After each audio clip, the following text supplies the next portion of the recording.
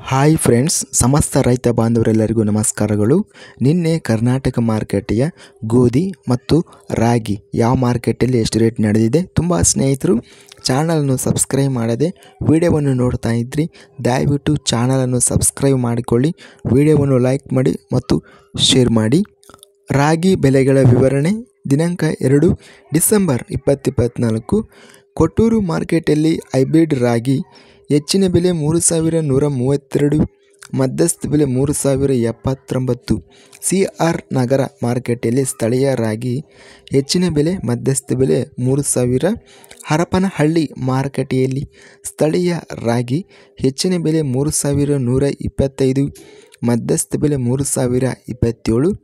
ಶಿವಮೊಗ್ಗ ಮಾರುಕಟ್ಟೆಯಲ್ಲಿ ಕೆಂಪು ರಾಗಿ ಹೆಚ್ಚಿನ ಬೆಲೆ 4200, ಮಧ್ಯಸ್ಥ ಬೆಲೆ 3900.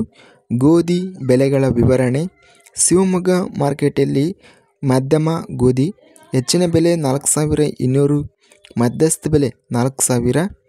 ಬಸವ ಕಲ್ಯಾಣ ಮಾರ್ಕೆಟಲ್ಲಿ ಮೆಕ್ಸಿಕನ್ ಗೋಧಿ ಹೆಚ್ಚಿನ ಬೆಲೆ 3500, ಮಧ್ಯಸ್ಥ ಬೆಲೆ 3400.